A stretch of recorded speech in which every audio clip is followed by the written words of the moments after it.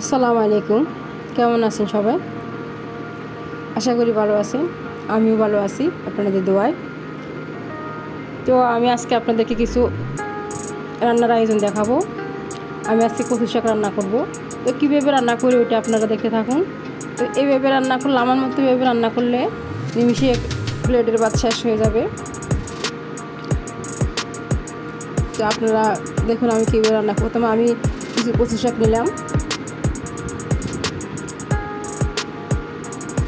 এগুলাকে কেটে নিলাম ভালোভাবে। সবগুলা শাক আমি কেটে নিলাম। কেটে নেওয়ার পর এগুলা ভালোভাবে ধুয়ে নেব।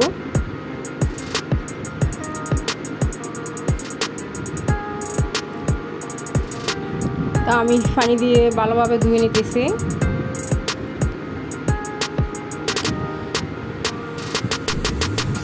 এগুলো আমি আস্তে আস্তে ভালোভাবে ধুয়ে নিব।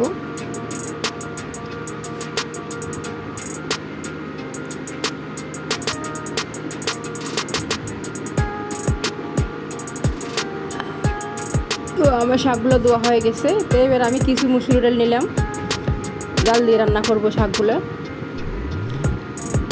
অনেক কিছু দিয়ে রান্না করা যায়, চিংড়ি মাছ দিয়ে রান্না করা যায়, ইলিশ মাছ দিয়ে রান্না করা যায়। তো আমি আজকে ডাল দিয়ে রান্না করব, মুসুর ডাল দিয়ে।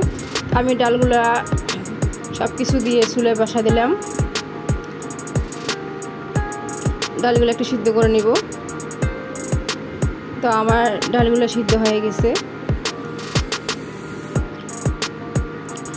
আমার ডালগুলো সিদ্ধ হয়ে গেছে। এবার শাকগুলি দিয়ে দিব।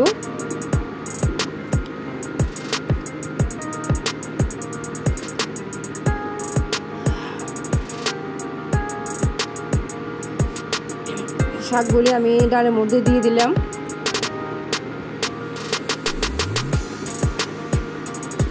শাকগুলি দিয়ে আর 10-5 মিনিট রান্না করব ঢাকনা দিয়ে।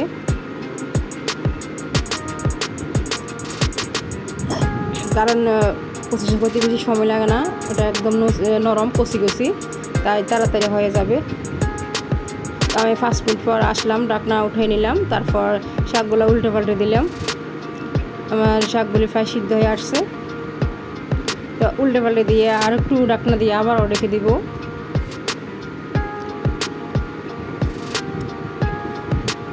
তো আপনারা সবাই আমার এইভাবে রান্না করবেন। এইভাবে রান্না করলে অনেক মজা হয়।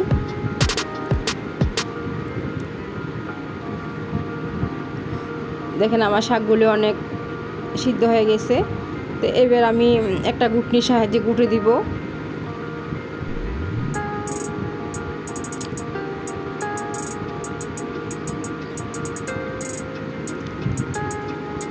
তো আমি একটা ঘুটনি নিলাম। তারপর শাকগুলো একটু ভালোভাবে নেড়ে চেড়ে ঘুটে দিলাম।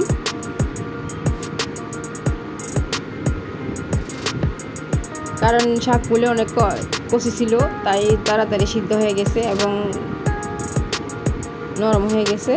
তারপর আমি চুলায় একটা ফ্যান বসাই দিলাম। এরপর দিয়ে দিলাম পেঁয়াজ রসুন। তো এগুলো ভালোভাবে একটু লাল করে নিব। তো আমার পেঁয়াজ রসুনগুলো একটু লাল হয়ে আসছে। এরপর দিয়ে দিলাম কিছু জিরের গুঁড়া।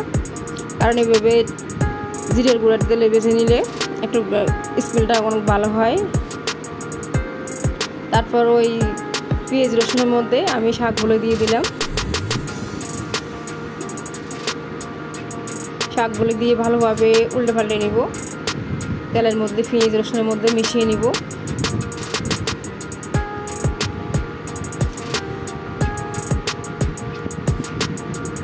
তো আমার শাক রান্না হয়ে গেল, অনেক মজাদার রান্না। তো সবাই ভালো থাকবেন। আল্লাহ হাফেজ। আসসালামু আলাইকুম।